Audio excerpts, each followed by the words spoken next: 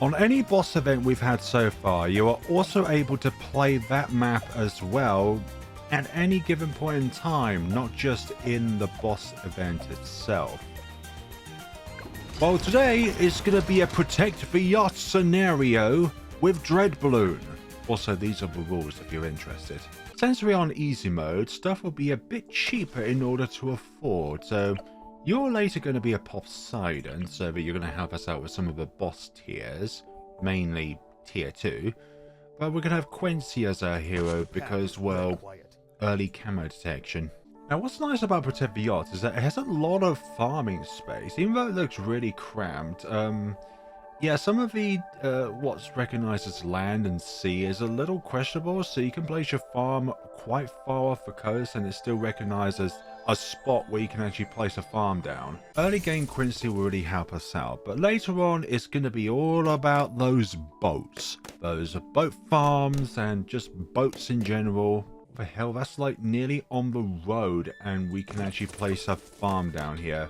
That is absolutely redonkulous. As Pirate Brickle says, we're gonna need a bigger boat to protect this boat from the onslaught. But do not worry, I have a strategy when it comes to a bigger boat. Bird farm up and running. We're gonna get a Spirit of the Forest up and running. Not only is easy mode cheaper than normal mode, which is what boss balloons nowadays are 99% of the time featured on, but the balloons move slower by default as well. So we also got ourselves 40% health, 75% more of health. I don't even know why I thought that was a speed thing, although Dreadbloon is at 300%. But that kind of works in our favor in a way, because it means that the Dreadbloon is out of the invulnerability zone a bit more quickly. Because with these crates here, for some odd reason, Ninja Q decided that within this portion of the map here, so before it gets over to here, or over here, any balloons are invulnerable to damage. Well, so one thing I don't really get about this map is that, well, you can place a boat pretty much in front of this track here where the balloons would travel through. So that's going to be our home base. We have ourselves our village, and we're going to have ourselves now the druid over there, actually. We want the increased range rather than the ability to pop lead balloons. We're going to have something in mind here to be able to pop the early ledge, just so that we have that bit more cash generated. Because the rocks are over on this side, I presume Dreadbloon is going to spawn on the left hand side. When I say presume, I know what side, because I played normal already. I wonder how many farms I can fit along here. At least 3, but we'll probably be lucky if we can fit 4 down. Oh my gosh, we can fit 4 down here. That is an unbelievable trait. The only downside is that we can't fit an alchemist over here, so I guess you're going to go up here instead. Don't worry, our friend here can't pop leads. Quincy camo balloon. I'm going to put you there, put you to lead to gold, get some larger potions so that we'll more easily be able to pop lead balloons. And we're going to put you behind this truck over here, dear bot. We have 4 bots in general for our ability needs. They're all by these trucks. I'm going to make you a favored trade so we can start the paragon of the boats up and running here. So yeah, every time I go to a lead to gold alchemist, we are able to get 100 out of them. Usually it's 50, but thanks to double cash, we get 100. We'll leave you leads up to the alchemist to solve here. And there we go. We'll get you up to Jungle's Bounty, and then equip you with a tech bot so that you can automatically use your ability whenever you're ready to do so. Now, the only good thing about this invulnerability zone, is that you can actually use your abilities more often. So if you rely on ability farming as an alternative means of generating cash, you're able to have more time because the balloons move slower and you have this state of invulnerability. Quincy, you are solo survivor when it comes to these camo balloons. Oh, there's you as well. I've forgotten that you have camo detection, my dear boat. And you are very close to being a spirit of the forest, my dear druid.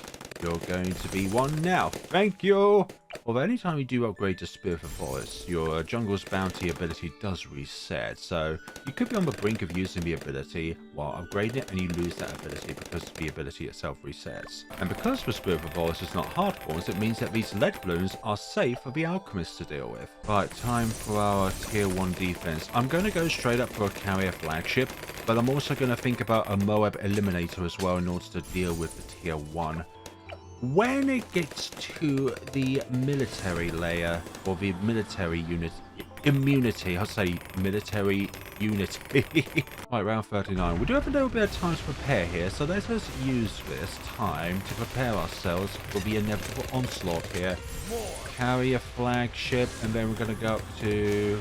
Yeah, we can put you on there, why not? Going to go up to Moab Assassin, and then we're going to get ourselves Moab Eliminator, but we do need some boomerangs, particularly placed near the exit here because of the rock balloons. Rock balloons, I swear, are probably the most annoying factor early on when it comes to Dreadbloon. We're going down very fast, probably a bit faster than I'd like, which is a little bit of a downside there, but alas, we are in this in the long run, so we've got that up and running, but now we need to think about some boomerangs here, because the Spirit of Forest is not going to be the only thing that's going to hopefully, well, be able to defend from these rock balloons since they're much tougher. And we're going to instantly kill the military layer there, and hopefully they don't get past our defenses. That is pretty good, but we still need to worry about the magic layer because of the fact that, well, there's the thing, but we managed to get through that very, very quickly. Get rid of that, and that should be... Oh, I think... one of them nearly escaped there. Now, our next objective is going to be the Monkeyopolis. So we're going to upgrade all of these up towards the banana research facility, and then we'll do just that. Although, could we make some, could we try and give them more additional cash out of this? Although when I got my first BOF, I should always instantly go towards a overclock, because that is the fastest way of being able to get more cash out of a particular tier 4 monkey farm, just because of the fact that you're increasing your production by 60%, isn't it? We won't pair you with one of those, just because I feel like we're going to need to expand the range of this at some point. Although, are you in the range of... hopefully we'll try and place it outside of a discount temporarily, and then once we get the overclock on this, then there will be under the influence of the Monkey City. Right, snowstorm is not enough. What about absolute zero? Yeah, you're enough. You're enough. I think you're enough anyways. Yeah, you're enough. Some sacrifices are willing to make. Even spending 20k on a ice tower, which will sell anyways. Increase that, and they'll bring you up to 70k, which includes these two as well. Lovely! Do not worry, you will be a trade empire at some point. Just not quite at this given point in time. Sorry, dear little one. We are very, very close there. Please stand by. Anybody got a spare 70k in their back pocket? Nope, never mind, I've got it. Time to sell you. And first order of business is to put you under the influence of a monkey city, so that then you get the 15% bonus cash as well. 15% is quite a lot, especially when you have like 300 per crate or so. I want to see how Poseidon fares along this, because these crates should be able to help us when it comes to like barriers, in order to help us out with the ice balls bouncing around. And don't worry, we're not mad enough to skip out on the mad upgrade here. Put the cursor over there, and let's begin. We have our weapon for everything but the military, and then we have our weapon for the military. I'm just hoping that these two towers will be enough here, or we can put you up to Banana Central. Very, very nice. Okay. Going to use the ability there, and then once you become nearby, I think we should initiate it, honestly. So Poseidon, use the ability, and you're all escaping. No, no, no, no, no, no, no, no, no, no, no, no, no. That's real bad. Permacharge be put in place. That's no good whatsoever. I thought I would have done much better than that. Okay, I'm just going to use the Moab Assassin there. Obviously, that's not going to do anything. Oh, I was expecting a bit more out of your ability there, Poseidon, but I guess you're not a huge-ass killer, but I thought you were going to be. Okay, I'm going to put the ability there. Okay, permacharge, Moab eliminator, sorry. Use all of those and just eliminate the rest of that. Oh my goodness sake, that's a little bit scary. You kind of underperformed there, Poppy Sidon. What the hell? What's with those remaining ones there? I suppose they remained over from support. I'm just glad we generated so many lives because that was a bit scary. And now it is time to get to boat farming. I've forgotten how long round 65 lasts for. I'm to place these as quickly as possible while the BFBs are still immune to being attacked. Nearly there with our boat empire. And we have the appropriate flag to build this boat empire. Yeah, I am British in it. You want some? As it turns out, you can fit quite a lot of boats on this secret map. I've got some sad news. I can't fit any more boats down. This is such a sad scenario. You know what? Screw it. We're not going to put an Apex Plasma Mast down for tier 3. Instead, we're going to put down a Ascended Shadow. It's almost like these villages, these farms are incredibly close to one another. Almost as if they are near about to conflict their own borders. But alas, this is Protect the Yacht. Right. Do you think that's enough money production? Do you think I should put down an elite sniper as well? Or an XXXL trap on one of the 2 tracks just to make sure? Oh, we have just enough room here. I do want a flying fortress because with our Ascended Shadow, we're going to need some means of tier 3 dealings with the Rock Bloons and Dreadbloon itself. The only downside with all of this going on is that I don't really have a huge amount of space in order to put down our ninjas, in order to meet the tier and cost requirements. Another thing as well is that the Pirate Lord's hook ability only activates once a Moab enters this part of the track. Yeah, this portion of the track is really favored towards any balloons there. There's also favor towards our abilities as well, so we have a bit more time to cool down. We can build ninjas up here, so that's pretty cool. If I want to protect my own yacht, I don't think I would trust these sticky bomb experts. I'm just saying that out loud. Explosions as our protection against balloons on this boat. I'm just putting some morals into question here. I don't trust these and their bombs. Right, you're at times 10, so that means I am going to switch the Ultra Boost focus to the Flying Fortress now. Do not worry, we will be getting camera detection for you in the form of the Ascended Shadow. Yeah, I think I overestimated the pop silent here for tier 2. I honestly thought it was going to be a good defense for it considering how much you're spending on the pop silent, but not everything can be an extremely specific kind of killer here. Good for everything else, but just not for boss balloons. Okay, we could upgrade you now, but let's wait a little bit more time to build up those degrees. And also while you're not in range of attack. Let's see, you're about to come in range of the flying, or just being able to be attacked. So let's see how you do. Okay, so the Flying Fortress is making quite quick work of the shield. But how are we when it comes to this? Let's try hold off for just a little bit longer here. We're gonna need it. 1.5. Gonna go to 1.5. Oh gosh, I really want to hold out for just a little bit. No, we're gonna have to do it now actually. I really wanted maximum amount, but I guess we're just to settle with that. But alas, we are here. Only the Flying Fortress is dealing with. Oh my god. Oh my god, oh my god, oh my god, oh my god. I did not expect this. I did not expect this. I know, I'm trying to wake up. I'm trying to do everything that I can possibly do, but Flying Fortress is not doing this. I'm kind of glad we've got our boomerang at the back of the track here. My good. Oh my god, look how close it is to the exit. That is really close to the exit. Oh my god. No, that's through the exit. Oh gosh, that drill was well in the boat. I'm fine. Yeah, thinking long term, I think the Glaive Dominus would have been a much better pick than the Ascended Shadow, because once the primary degree is finished, then this can just go ham and cheese on it. Right, here we go.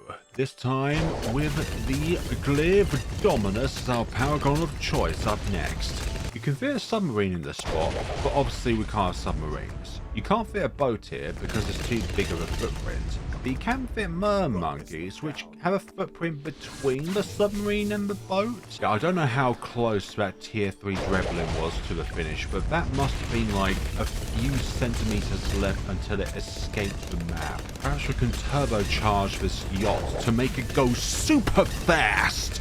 Many DETs, but because they're invulnerable from being hooked, it's only the first one that ever gets hooked unless the ability is yet to be recharged. Yeah, we definitely have the money for the Glaive Dominus. Honestly, let's see. Oh, we don't even spend $1 million. Okay, so the limit is lower on a lower difficulty. So obviously, as you go up to, like, say, Impossible, they'll be their most expensive. If you don't know, Ninja Kiwi has announced in the update 44 patch notes that the next Paragon, which is going to be featured in update 46, is going to be the Tack Shooter Paragon. Now, looking at these prices, I think it's going to be somewhere in between the Dart Monkey and the Boomerang Monkey when it comes to how expensive the Paragon is going to be. Now, yeah, it's definitely going to be more expensive than the submarine because it's the third cheapest. But I think it's honestly going to be the second cheapest Paragon. But we're still going to wait for update 45 to release. And then when we get to update 46, we can have our hands on the Tack Shooter Paragon. Remember, there's a monkey inside of everything, including the balloons. Okay, so I know for a fact that this is going to be a much smoother experience. They're going to put you there, and you're going to be a degree level 61. So one more than our friend there. So let's see how he gets along this time now. BAD smells bad. Hot side ability. You're not really going to do much. I've relied on these crates for bouncers, but I guess it's not going to be a thing. But let's see how our defense is sure up against everything here. Obviously, our Glaive Dominus is not going to be much help, but I'm sure that past this stage, it will definitely be very helpful here. Just need to... Oh, come on. Throw your bombs against it, for goodness sakes, or you still immune. I guess you're still immune. Okay, you're past it. Okay, this is where the obliteration happens. Yeah, Glaive Dominus is one of the... Honestly, I think it's probably top 3 or top 4 against Dreadbloon, just because of the bonus ceramic damage that it entails. Then again, you could say that about Apex Blastmaster, but not many maps have the ability to have the have projectiles bounce off from one thing to another thing. Also, we are racking in the moolah. Oh my god, we can place an air pad on the boat. How about that? The only saving grace about this boss event is the drastic decrease in the HP of the Dreadbloon. Otherwise, I just think it's going to be such a turmoil to try and get through, especially with the huge increase in speed. Honestly, I think we have enough to max out the slider on both the Goliath Doomship and the Naval of the Seas. We're just going to be able to do it the Ascended Shadow, because I thought we were at that point where we could max out on easy difficulty. 3.5 million pops with the Flying Fortress. I think that is meeting the pop requirement for maximum results. I think in the old system you had to get 16.2 million pops. I wonder if it's the same here, honestly. One last round and we are on our way. See, not even the glue storm effect can affect a bad or anything along the invulnerability portion of the map. So, do you think this is enough money? Right, selling all our farms, we've now got 7 million. I think I'm just flexing a little bit here. Right, nearly 2 million when it comes to the Naval of the Seas, and see what degree this is. 90. Oh my gosh, we was one away from the theoretical max when it comes to a Paragon without totems. So that was honestly incredibly close. Like, I maybe could have had like a few more of the Buccaneers under a Monkey City influence, so then we could have been there. You know what? Why not? Let's build our Goliath Doom ship on the yacht itself. Nearly 3.2 million in total. So let's see. Degree 71. Okay, I'm gonna put the carpet bomber on here, or nah, that's a bit too controversial. Let's put you on the appropriate path. Okay, 1.so million left. Do we nah, we're just gonna go right into it. Let's get right into the stuff here. Right, once you are in range, you will be utterly annihilated. There we go. That is the first lot done. Military.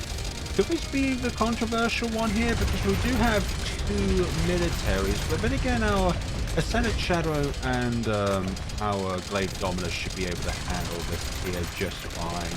Don't really use the ability. Oh my god, that's actually getting really close to the exit. Yeah, you want to use other things in order to help us out here? That is the question. Use the ability. No, that didn't really help out. I really need you outside of your immunity zone there. Thank you very much. Okay. Now you're outside of that, and this should be good. Yeah. It's just everything there that was a little bit annoying. That was all. Okay. Oh gosh, that was a little bit stressful at the very end there. So once the oh my god, the most amount we got from the Glaive Dominus. Like, what happened there, Goliath Doomship? I thought you were the ultimate killer of all these sort of things. Oh my god, you're 500k away. You would have done it actually if you had a bit more time. So yeah, honestly, this was a very rough setup, for goodness sakes. Like, farm-wise, I was really happy with, but when it comes to dealing with them, I wasn't too certain about that. Like, I don't know if the Apex Plasma Master would be very beneficial just because, well, there's this huge escape point up here. Like, I don't know if there's trucks up there that could have stopped them because there's headlights glowing there, and I don't know if they would have counted as, like, potential bollards for the Apex Plasma Master's plasma balls to bounce off of, but you really need to be quick about this one, honestly. It is a boss in which you don't have a lot of time with when it comes to piping them all. So yeah, thank you all so much for watching. Let me know what you thought of this video down in the comments sections below. And what do we do here? We'll get a wizard.